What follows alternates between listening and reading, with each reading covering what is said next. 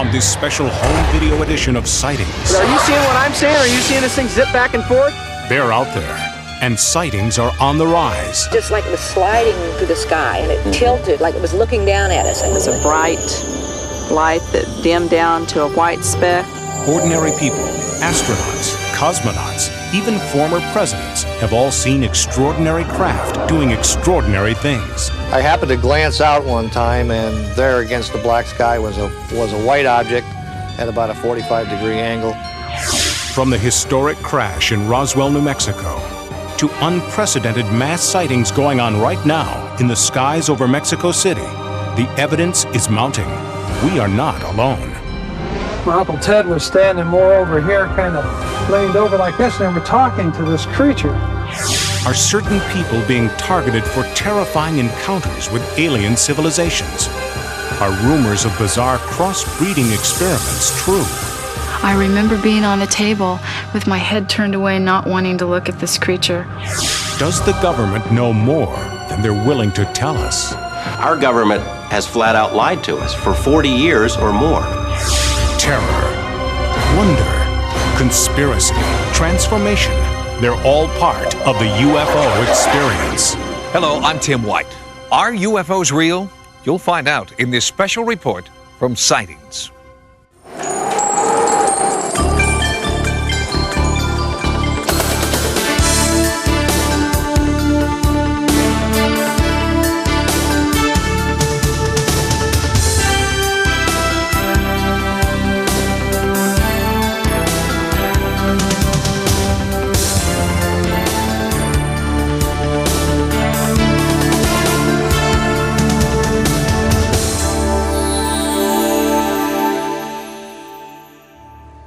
In the vast expanse of space lie wonders unimaginable, galaxies yet to be discovered, planets unnamed and unexplored, exploded stars teeming with the building blocks of life. Scientists are devising new technology to reach these outer worlds, but perhaps someone or something out there has beaten us to it. It was just a red flash of light. It sounded like, a swishing sound, sort of. Et alors autour de cette forme, il y avait des petites lucioles rouges. And I saw this big triangular shaped 3 lights on each corner coming over my house. Mysterious lights in the sky. They were like stars. Sound. It just like it was sliding through the sky, and it tilted like it was looking down at us. It was a bright light that dimmed down to a white speck and went back to a red light, down to a white speck, and then just disappeared. You guys watching this inside? It's going up. Going straight up. Are these people sighting extraterrestrial spacecraft? Or is their imagination fueled by movies, books, and television simply misidentifying experimental aircraft? Holy cow! To answer these questions, we have to look back at the history of UFO sightings. Cave art in Australia and the western United States, painted at least 5,000 years ago by prehistoric civilizations, seems to resemble modern descriptions of creatures from outer space. Halfway around the world, a 13th century fresco inside a church in Yugoslavia includes a flying vehicle. It would be another 700 years before technology made flight possible. The modern age of UFOs began in 1947. Ex-military pilot Kenneth Arnold was flying his plane over the Cascade Mountain Range. He encountered several objects traveling at an extreme rate of speed. Although there are no photographs, Arnold had a drawing made of what he saw. His sighting triggered hundreds more that year across the United States. UFO mania reached a fever pitch in the summer of that year when the Army Air Force reported recovering a crashed saucer in New Mexico. The next day, the government claimed the disc was only the wreckage of a weather balloon. Sightings of unexplained phenomena weren't limited to just the United States. Marina Popovich, a Soviet pilot with over 100 airspeed and endurance records to her credit, had her first UFO encounter in the mountains of southern Russia. My first contact with a UFO was a rather special experience. It was in the mountains, and I saw a sharp ray coming out of a huge sparkling ball. Even some of the men and women who have been in space have reported seeing things they can't explain. Gemini and Apollo astronaut James McDivitt had his own encounter in June of 1966. While in orbit above the Earth, an unidentified object outside the window caught his attention. I happened to glance out one time, and there against the black sky was a white object. Geometry of it was sort of like a beer can or a Coke can with a pencil sticking out one of the round edges at about a 45-degree angle. What was it? McDivitt did snap a few pictures, but after turning the film over to NASA, the film mysteriously disappeared. Was it a clerical error or evidence of a government conspiracy to hide the truth about what's really out there? A 1990 Gallup poll showed that nearly 50% of Americans believe in the existence of UFOs. This despite the fact that most photographs and film footage of the actual sightings are not very good. The images are scratched, out of focus, or the camera's just too far away to see things clearly. But with the advent of the home video camera, more and more people have captured unexplained phenomena on tape. This home video was shot over Las Vegas in early 1991. It shows 3 objects floating and diving in front of the mountains. This is a spectacular maneuver. As you say, it goes in front of the mountains, so it has the mountain as a backdrop, which gives you a fairly good idea of its distance. July 2nd, 1947, Roswell, New Mexico, the time and place of the most significant event in UFO history. Something crashed on a remote sheep ranch and was confiscated by the military. But what crashed remains a mystery, fiercely debated for more than 50 years.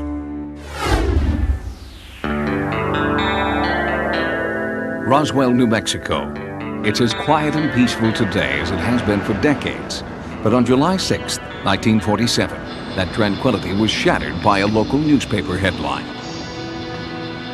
Air Force captures flying saucer on ranch in Roswell region. The story described wreckage of a flying disc found near a place called Corona, and it was based on a press release written by the public information officer at Roswell Air Base, Lieutenant Walter Haut. This building here, building number 84, is a building I believe that they brought materials from the Corona crash and stored them in here temporarily. The chief intelligence officer at the base, Major Marcel Sr, was sent out to the ranch to collect the crash debris and transport it to the Army Air Force headquarters for examination. In the meantime, newspapers all over the western United States picked up the story. But before Marcel had landed his plane and strange cargo, the Air Force issued a second bulletin.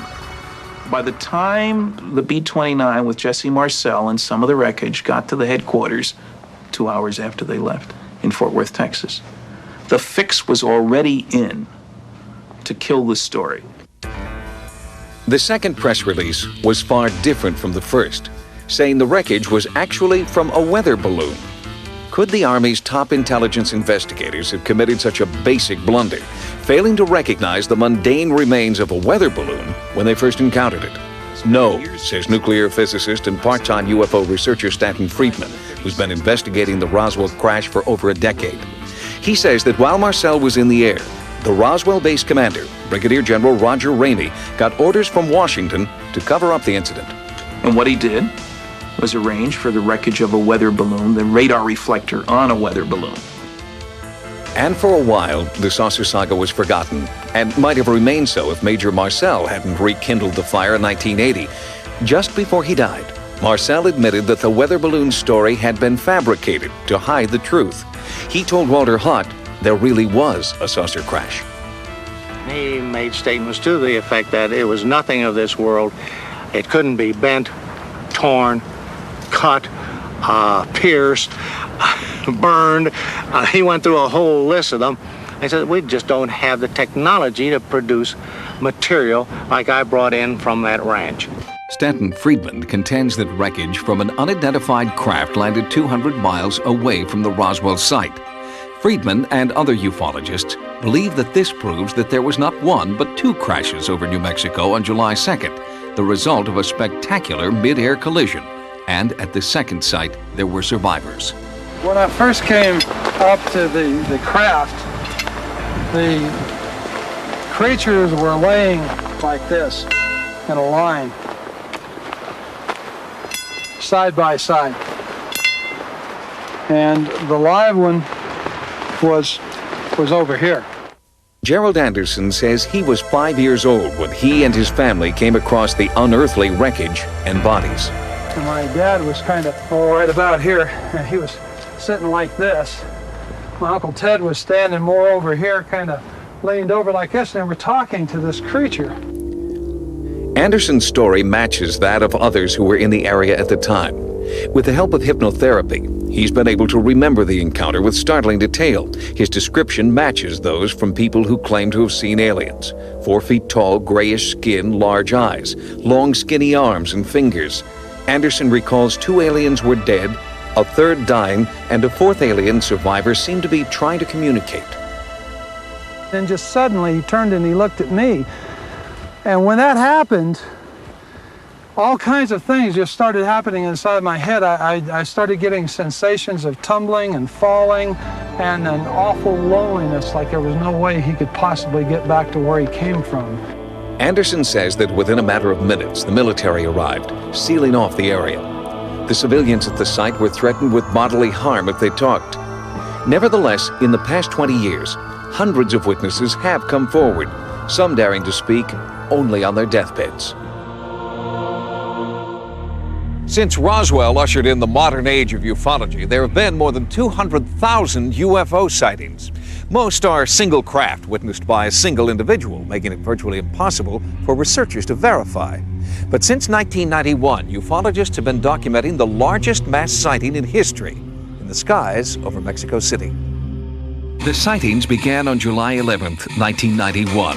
On that day, there was a total eclipse of the sun. One of the best places in the world to view the eclipse was Mexico City. And for the first time, because of the home video revolution, thousands of people pointed their video cameras to the skies. Exactly at the time of the full solar eclipse, a disc-shaped craft appears over the city, hovers for over 30 minutes. 17 people on the ground recorded it on home video. And that's never happened before in the history of ufology. When modern scientists forecasted the date of the historic solar eclipse, they weren't alone.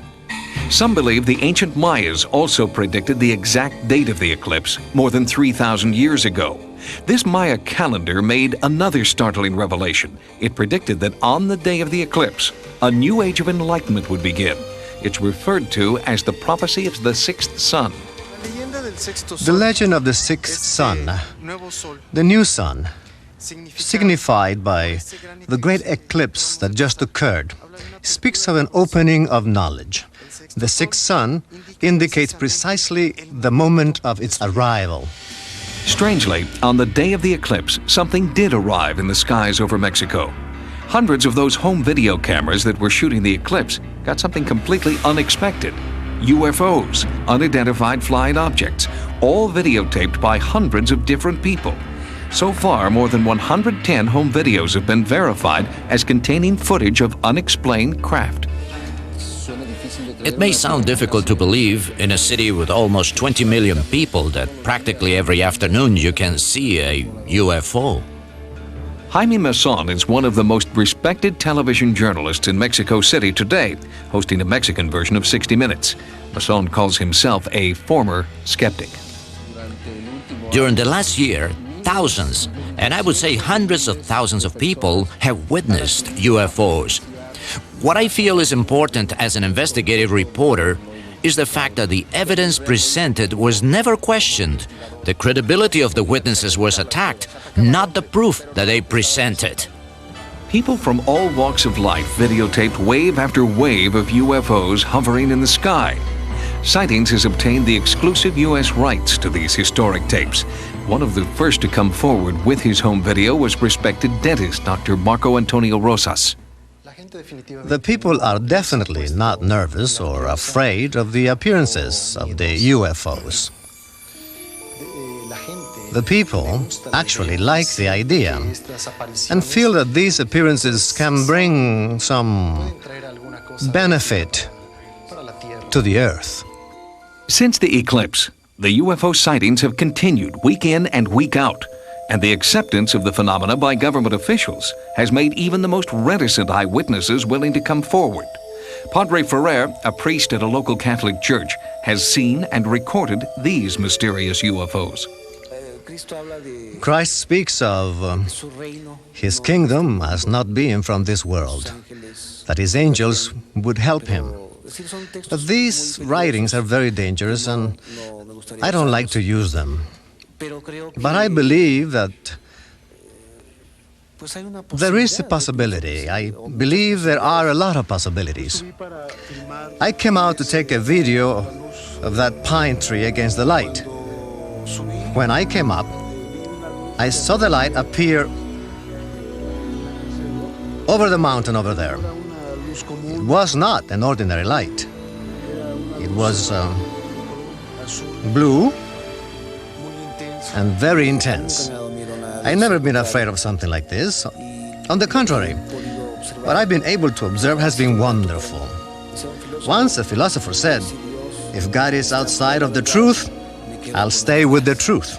So I feel there is no contradiction. Unlike the U.S., where UFO controversy most often takes place outside the media mainstream, the Mexico mass sightings are discussed openly on national television.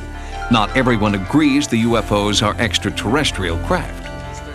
But in Mexico, healthy debate on the true origin of these UFOs is encouraged. So, to rule out the possibility that these UFOs are conventional aircraft or an organized hoax, we had our videotape footage analyzed by David Froning, retired chief scientist at a major aerospace firm. As far as the pictures of in-flight videos, this is about as good as I've seen. They demonstrate a field propulsion and technology that's far beyond anything that I'm aware of that we have today. Most scientists look at these things as not that these are phenomena that violate known physical laws. It's just that they're phenomena that our known laws cannot explain right now. If these craft do defy the laws of physics as we know them, could they be alien spacecraft? Do they pretend a visitation from an enlightened civilization, as some believe? The sightings continue to this day, and there is a growing grassroots movement working in Mexico to find out what or who is patrolling their skies. UFO experts who conduct serious research have a whole vocabulary to describe their formative science. One term you may not be familiar with is flap. A flap occurs when UFOs appear in waves over a specific area, as in Mexico City. The appearance of a flap has sinister overtones for ufologists. All around the globe, there are certain places that seem to act as natural UFO magnets. These areas are attracting flaps, or waves of UFOs, that may last for years. There are hotspots in Russia, Europe, and in South America, the heavily populated city of Sao Paulo has had hundreds of sightings by thousands of people. These flaps have prompted researchers to try to find a common pattern or motive. Anybody who studies this soon becomes almost desperate to understand a pattern or to impose some purpose on the phenomenon. In the United States, sightings are widespread and occur almost nightly. America's #1 hotspot is Gulf Breeze, Florida. Ralph Fuller's sighting in 1988 was among thousands of others, but Ralph was the first to capture a UFO on tape. I don't know what that is out there over the Gulf, but we just had a real bright light. I think it might be a flying saucer. They seem to spawn one another. The two went to 3 and 4, and ultimately, over a matter of maybe a couple of minutes' time, there were 10 of these lights out over the Gulf. And they seemed to be in some semblance of a formation, but still in all, there was no movement whatsoever, no noise, no sound, nothing of that sort. You see nothing but the Gulf of Mexico. The nearest point of land would be the Yucatan Peninsula. And there were no boats or anything of that type in the area either.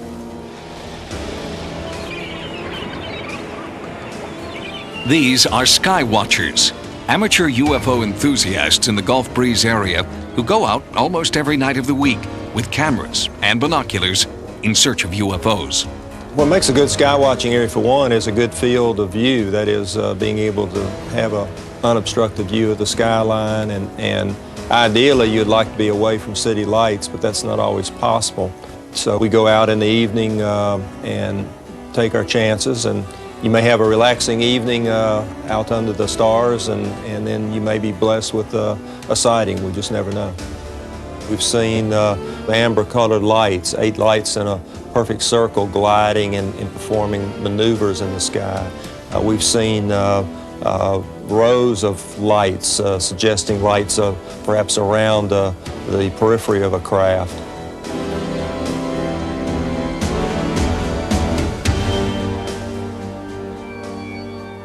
There are UFO hotspots all over the country. Gulf Breeze, certainly, but also here in New York State near a little town called Pine Bush. And the hotspots here near Pine Bush, according to one scientist, have a very special meaning. Bruce Cornett is a geologist who lives near Pine Bush, New York. After numerous significant sightings of UFOs near his home, he began studying the area with an electromagnetometer. What I found is that these magnetic anomalies are in specific patterns. And all of the UFO activity, the landings, the sightings where they are taking off and landing, when we've been able to identify specific areas, are associated with these magnetic anomalies. Are you suggesting that nature created homing devices deep in the ground? No, I think that it's a reverse. If we are dealing with an alien culture and they are doing something underground, they're using the natural magnetic anomalies to disguise their own magnetic signals. Are you saying there are, or could be, aliens in the Earth? I'm not saying it's certain. It is definitely possible, based on what I've seen. Do you realize how that sounds? I don't like the idea just simply because it is so outrageous. Then I would have to also add some of the photographic data that I have that shows, at least in one particular case, a UFO going up at a 7-degree dive right down into the ground, what appears to be. One of the most well-documented sightings in history occurred in Pine Bush on August 6, 1992. We think in excess of 1,000 people may have seen 2, 3 ships or 4 ships where I took video, and all the police departments across the whole lower New York State area were simply inundated with just hundreds and hundreds of calls. We looked over top of the trees, and there was this object there out of nowhere, this great big object. It was about 300 foot wide, the size of a football field hanging over your head, and about 300 foot off the ground. We looked at our clocks, and we had 3 battery running clocks, 2 in the kitchen and 1 in the living room.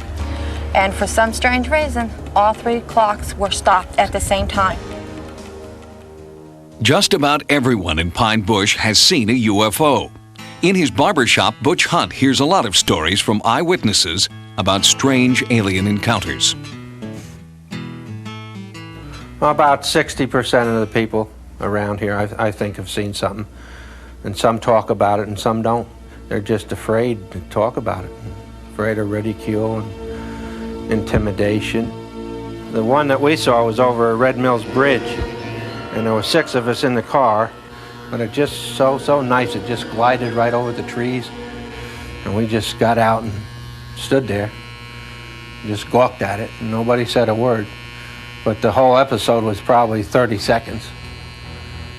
But it was huge. It was bigger than the bridge. UFOs are cited by all kinds of people, including the most credible professionals that you can find. In addition, when we have multiple witnesses who all tell the same story, then we can say, well, that's probably a pretty good report. If we have enough detail in a given report that we can rule out all of the normal explanations, it's not the planet Venus, it's not the aurora borealis or a meteor, it's not an aircraft that we can name, then we are talking something fairly credible. If these mysterious craft are being piloted by an alien civilization, what is their mission? Why Earth? And why now? There are growing numbers of people, now in the thousands, who believe that they've been abducted, manipulated, and then released by aliens. It sounds ridiculous until you hear their stories. I looked up in my rearview mirror and lights were coming down out of the sky. I walked out to the edge of the water and I noticed this huge, shining thing. I was so terrified looking into these big black eyes and these little creatures. I was thinking I could just raise my fist and crush his head. And exactly at that moment, I became paralyzed. The visions often come during sleep. Nightmares about being abducted, probed, and prodded by aliens who have sinister motives. Hundreds of people have come forward to talk about their disturbing experiences and admit that they think their nightmares are real. Experts believe that there are thousands, perhaps even millions more just like them, who are too afraid to talk. We have hundreds and thousands of people who are coming forward and saying that the abduction phenomenon has happened to them, that they've experienced it, and basically they say the same thing as everybody else has said, and until recently, there was no possibility that they could have picked up these stories in the media. Since she was a baby, commercial photographer Kim Carlsberg has been plagued by memories of abduction. At 4:30 in the morning, I saw this image of these 4 beings just move through this wall. They just, like it wasn't there. And they came over to me, 2 at my feet, 2 at my head, and they started to lift me up to the ceiling. Bud Hopkins has been researching alien abduction reports for 26 years and is a firm believer. I'm the first to admit that all this sounds outrageous. It all sounds just crazy, and yet the evidence is there behind it. These particular problems could adequately be explained by the condition narcolepsy. This is a disorder characterized by hypnagogic hallucinations, that's hallucinations that occur at sleep onset, which can be very vivid and include the feeling of other people being present in the room or a sensation of levitation. Patients will actually describe saying that they are looking down onto their body. I have 2 people that I've never met describing this exact same examination of their head being opened up, something being done to their brain, and being put back together again. They opened my back. I knew my back was open because I could feel. It was almost as though a slit had been drawn down my back and across to the side, and they had opened a flap of flesh and tissue.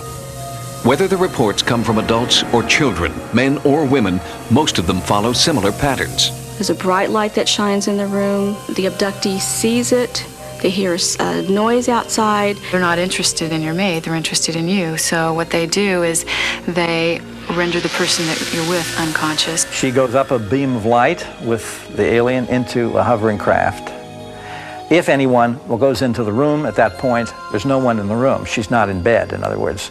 The person is literally missing. You find yourself on a table and these creatures around you with instruments, and you have no idea what they're doing, and they don't tell you. The focus of the entire enterprise seems to me to be unmistakably on reproductive issues. 90% of reported abductions involve descriptions of what experts call gray aliens, extraterrestrial creatures with oversized heads and dark almond-shaped protruding eyes. Less common are insect-like or reptilian creatures. The reptilian type has bothered a lot of people. It seems to be quite hostile and intrusive, often has claw-like hands, and I know there's one case where claw marks were photographed on the back of a woman. There's one being in particular that I always recognize, and he's not a gray. He's taller, he's thinner, he's got a bigger head, he's got bigger eyes. His limbs are very praying mantis-like. I remember being on the table with my head turned away, not wanting to look at this creature.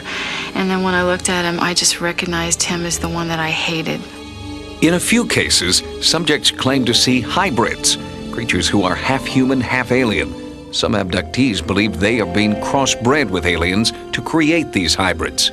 A very important part of the abduction phenomenon is that there are reproductive procedures carried out upon them. I've been shown children, I've been shown babies.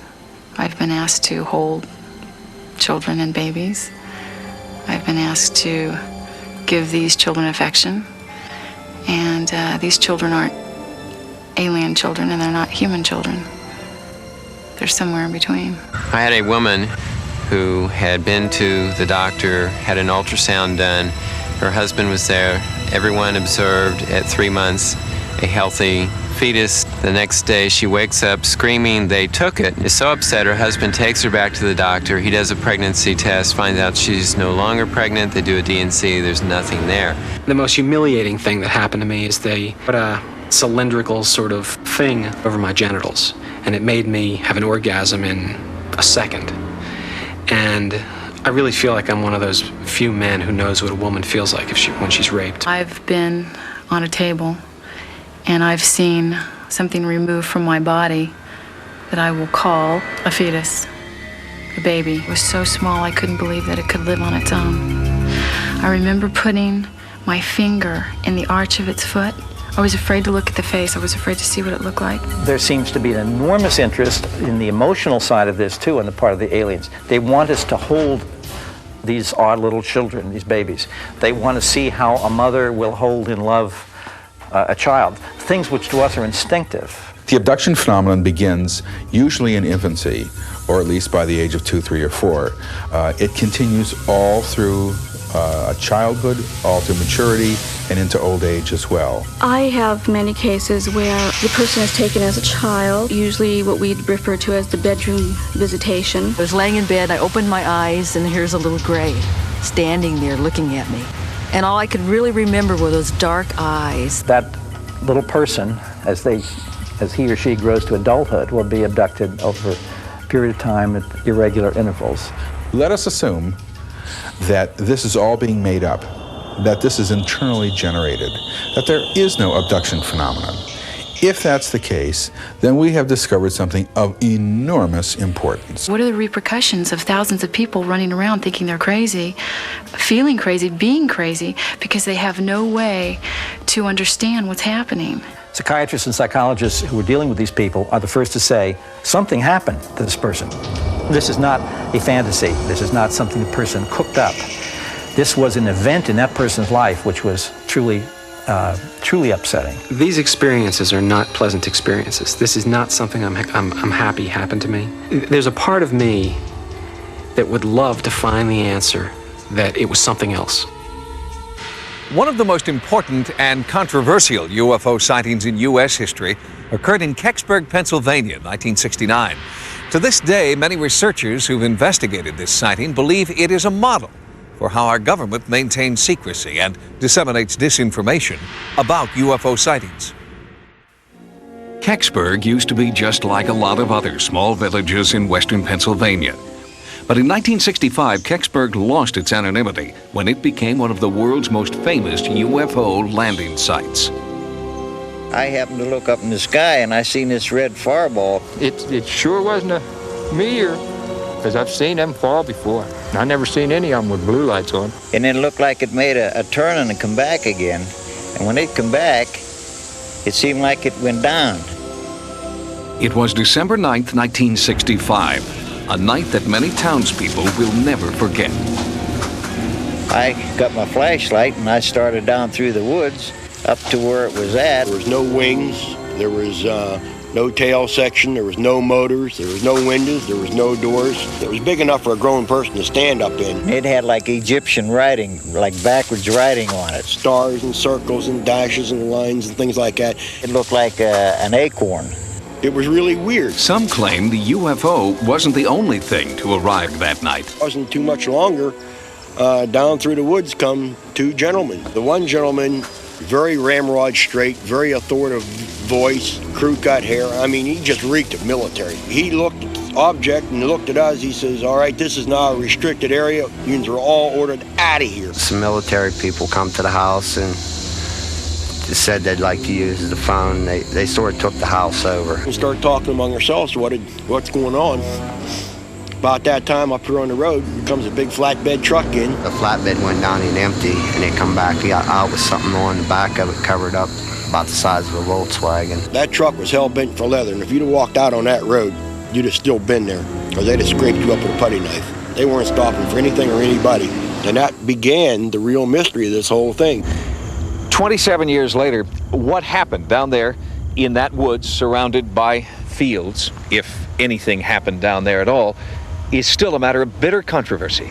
You've got this town split into two groups. You got the believers and the non-believers. There's been some friendship lost, and it's foolish as far as I'm concerned. I have a brother-in-law that he hasn't spoke to me for 2 years, said that I lied about everything, but I never lied about a thing. You got neighbors and neighbors that has known each other all their life. Now they don't want to talk because one believes it and one don't believe it. Just as the town is divided, so too are experts who have researched what really happened in Kecksburg.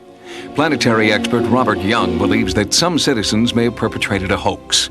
He claims the UFO was merely a meteor known to have passed over Ontario and several northern states that evening.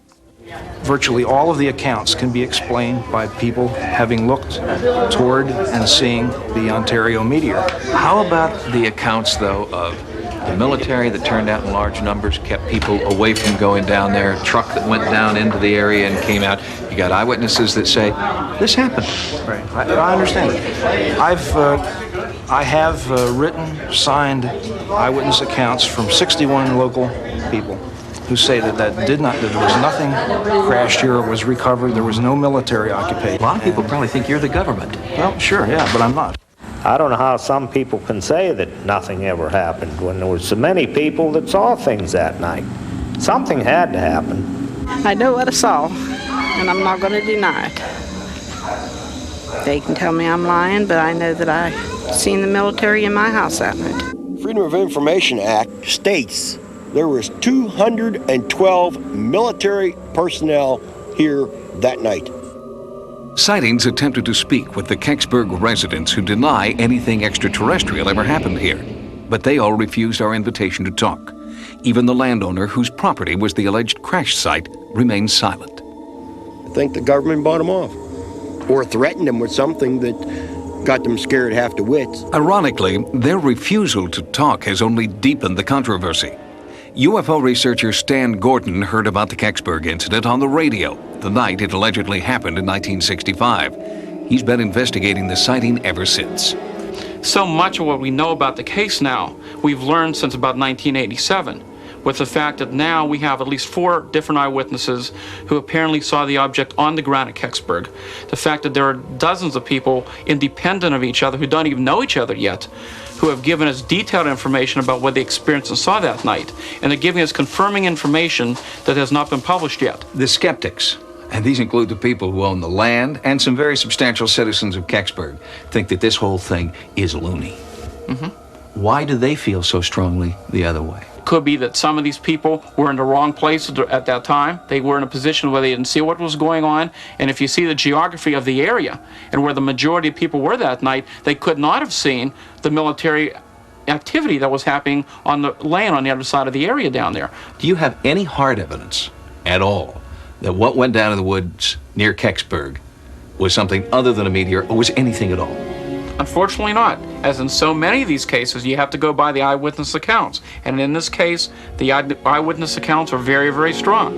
And again, unfortunately, we don't have that type of information. If this was the case, whether it be a space probe or in other UFO cases, sure, if we had the physical hardware, the mystery would be over. What do you think it is? What do I think it is? At this point, and again, this is not conclusive, at this point, the weight of evidence would point in the direction that this may have been a Soviet space probe. If the object were proven to be a Soviet space probe, then many questions would be answered.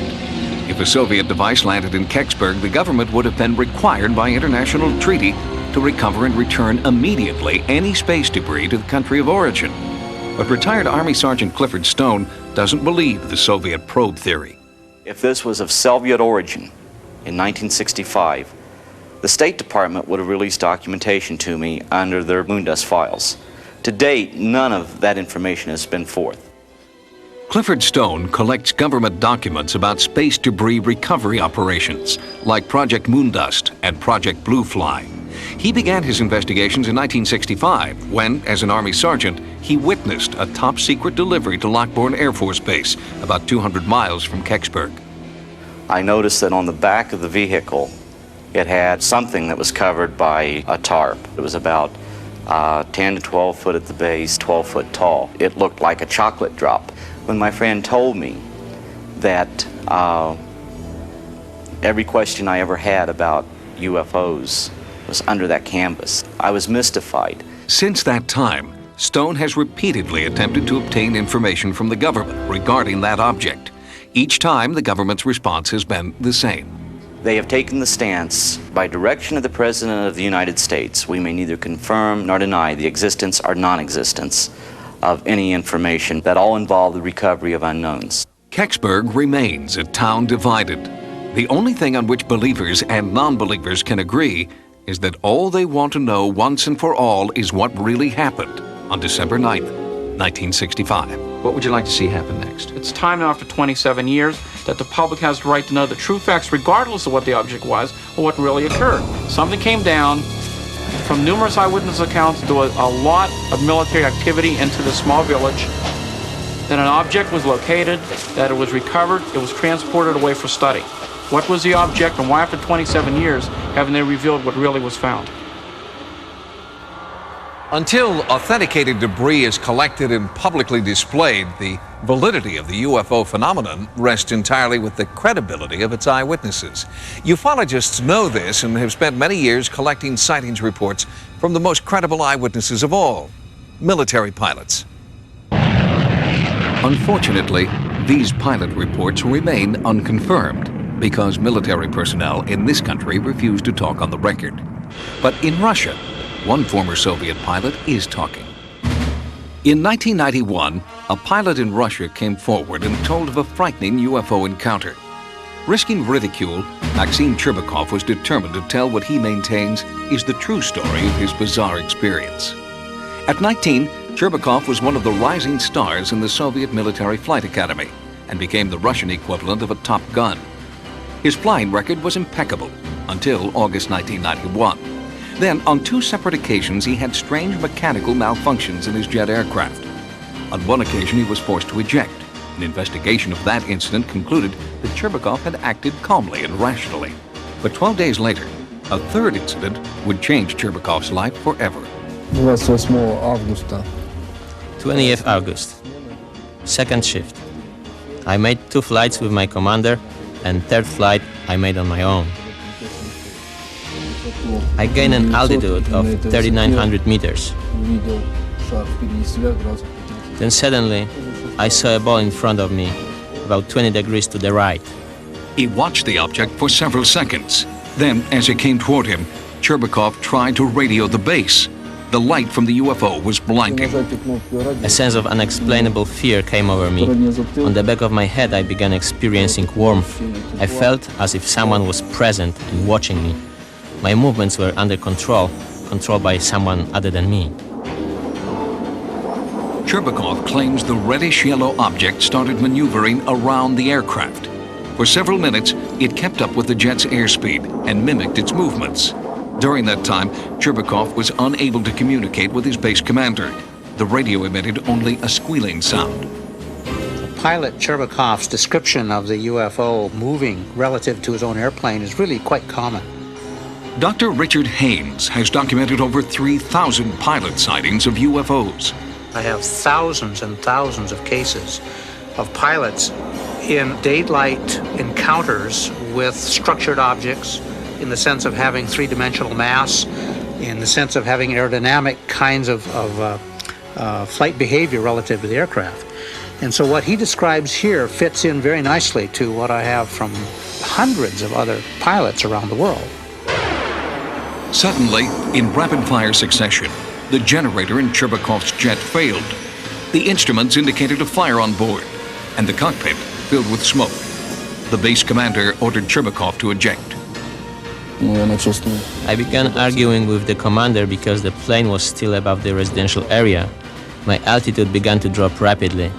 I had to pull the plane out of a nosedive. At the altitude of 1,000 meters, I finally cleared the residential area and I ejected. 4 seconds later, the plane exploded.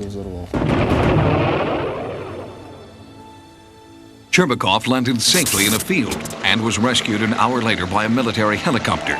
While officials combed the wreckage of the jet, Cherbakov was examined at a military hospital. An intensive 3-day interrogation followed. The interrogation was conducted with a sense of total distrust toward me. Right from the start, they told me that the first, the second, and now the third incident is all your own doing. Cherbakov was also interrogated by the KGB, who did not believe his story and charged him with insubordination and sabotage under the International Terrorism Act. Cherbakov claims the KGB threatened that if he did not tell the truth, he would be brought to trial, found guilty of terrorism, and shot by a firing squad. Vladimir Azhaja heads the Russian Center for the Study of UFOs, housed in the Ministry of the Interior in Moscow. Dr. Azhaja is considered one of the world's foremost experts on UFO phenomena and has studied Cherbakov's case. We concluded that Maxim has a normal, healthy psyche and is not inclined to fantasies. Retired Major General Albert Stubbleblind is a former commanding general of U.S. Army intelligence. He witnessed and documented a hypnosis session conducted with Cherbakov by an American psychiatrist.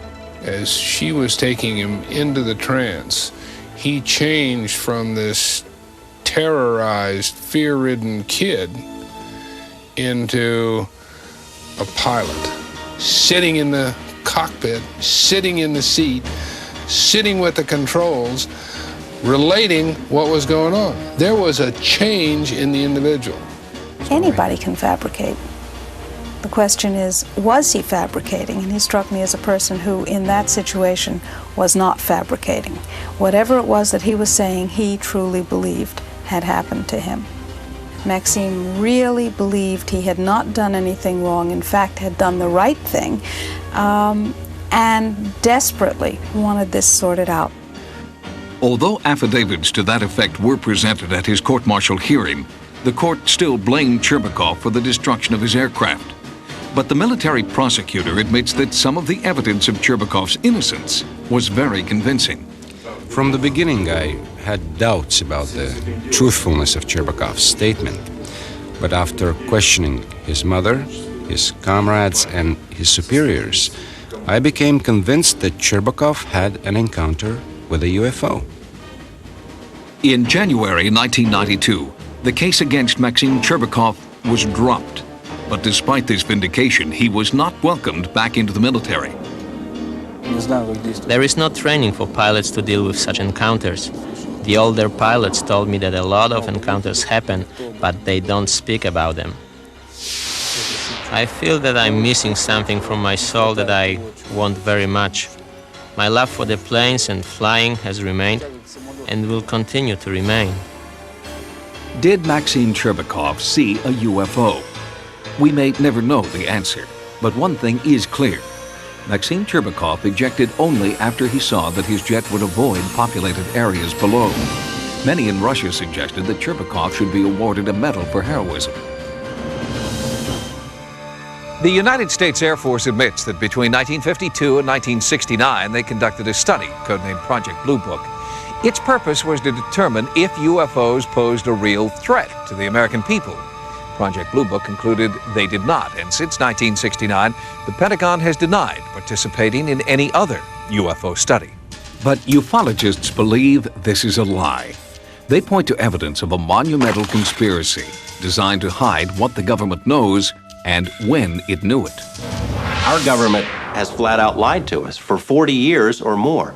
They've threatened people and intimidated people. They've spied on UFO groups, infiltrated UFO groups, spied on researchers, compiled dossiers. Their response is bordered on paranoia. In 1988, reporter George Knapp of Las Vegas CBS television station KLAS began investigating the U.S. government's involvement with UFOs. He says he's found evidence proving a massive cover-up that began in 1947 and continues to this day. The CIA says that it does not collect information on UFOs, and it hasn't since the 50s. There are reams of documents squeezed out of the CIA that indicate that they have on staff CIA UFO experts, agency personnel monitoring the situation on an ongoing basis. The FBI denied having any documents on UFOs in the 1970s, the early 1970s. 3 years later, they released 1,700 pages of information on UFOs, documents that they had. They lie. But for UFO researchers, there is one persistent problem with those hundreds of released pages. Most, like this 1958 UFO memo to President Eisenhower, have been highly censored, essentially making them unreadable. Even this National Security Agency document explaining why UFO data should remain secret is itself almost entirely blacked out. Ironically, the official position of the U.S. government is that UFOs are not a threat to national security. Yet the agencies involved claim the censored information is vital to national security. From 1947 to 1969, the Air Force conducted Project Blue Book. Staffed with just 3 people, it studied 12,000 UFO sightings. All but 701 were explained to the military's satisfaction. And the group that remained unexplained? It does not contain any pattern of purpose or of consistency that we can relate with to any conceivable threat to the United States. The Air Force closed Blue Book in 1969, but project critics weren't satisfied. The first person to head it up, Captain Edward J. Rappelt, quit in disgust, wrote his own book, and declared that there was something to UFOs, and the Project Blue Book was nothing more than a whitewash. Other government officials, including a senator and 2 former presidents, have tried unsuccessfully to shed some light on the UFO phenomenon. Arizona Senator Barry Goldwater, President Gerald Ford, and President Jimmy Carter, who actually saw a UFO himself and filed a formal report, have all sought to have top-secret UFO information released to the public. All requests for that information were denied. Cover-up allegations aren't limited to the United States government either. Author Timothy Good claims that governments around the world are keeping UFO information top secret. And in his book, Above Top Secret, he claims only an elite few have access to that information. Because so little of the research is made known to top ministers. One country is bucking that trend. Belgium has acknowledged tracking unidentified, seemingly intelligently controlled craft in its airspace. Radar tapes released by the Air Force show an object jumping from 200 meters to 2,000 meters in 1 second, a distance of just over a mile. The Belgian Air Force has even put aside a plane to search for the objects. But the attitude of the United States remains very different. UFO experts claim our government is conducting top-secret research into UFOs in the middle of the Nevada desert. South of a dry lake bed known as Area 51 is a place known as S4, allegedly home to a super-secret government research facility. In the course of our investigation, we found a scientist who says he used to work there. Robert Lazar was shocked when he first discovered what it was he would be working on. I got out of the bus. I was told to walk directly through the hangar, and immediately, even before entering the hangar, you can see the edge of a disc. This is your classic flying saucer, 2 inverted pie plates, if you wish, with a segmented, larger area dome on top. Within minutes of that, I finally realized that this had nothing to do with something the government was producing.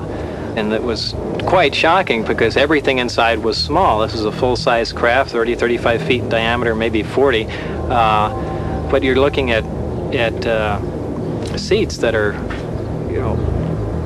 18 inches off the ground, obviously made, for something smaller. And certainly wasn't made for children to play in. Lazar says there were 9 spaceships in all, and he claims to have seen one fly. It began to lift off the ground almost silently. There was a hiss sound, like a corona discharge if you hear around high voltage systems, accompanied by a faint, it probably would have been brighter at night, a faint blue glow around the bottom. As the craft approached about 30 feet, 20 feet, something like that off the ground, that corona discharge disappeared. The sound stopped and the craft stood there silently and slowly drifted over to the left and then to the right. The government denies they're testing alien craft at S4. Lazar no longer works there and nowadays spends his time working on one of his hobbies, jet car racing. He alleges that after he went public, security officers at the base threatened his life. He also says that his employment and military service records have disappeared. Despite repeated requests, the government can't find them. The subcontractor who hired him for the job at S4 refuses to comment. But a few clues support Lazar's contention that he is a scientist and that he has worked for the government. This W-2 form indicates that he had been employed by the Department of Naval Intelligence. Before his stint at S4, Lazar claims to have worked at the Los Alamos National Laboratory. Los Alamos officials can't find any record of him, but his name does appear in a laboratory phone book from that time. Reporter George Knapp was able to track down a few of Lazar's colleagues who could confirm parts of his story. But when they talked to Knapp, something strange happened. one after another had visits from government personnel who basically intimidated or told them to back off, followed them around. There didn't have to be any direct communication where an agent says, you keep talking to this guy, you're going to end up in a river. The message was very clear. Since Lazar's story broke, Area 51 has become a hotbed for UFO sightings. You see that? It just zipped to the left. See it again? While our cameras were there, a bright light appeared in the night sky. Utterly silent, it seemed to float below the mountaintops. Analysis of our videotape proved inconclusive. Those who might know the answers aren't talking.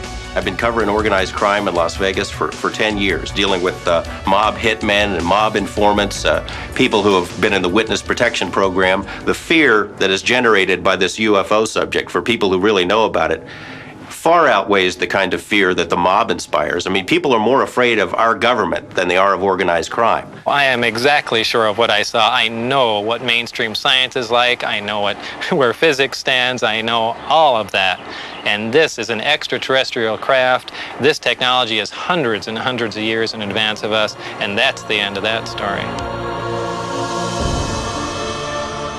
The people we've heard from in this report believe that they have had close encounters of the first, second, third, even fourth kind. Skeptics charge that they're mistaken, that they're misinformed, or at the very worst, just plain crazy. But are we, the human race, so conceited as to believe that we are alone in the universe? Is it possible that in the infinite frontier of space, this speck of intelligent life we call Earth is the only one? For Sightings, I'm Tim White.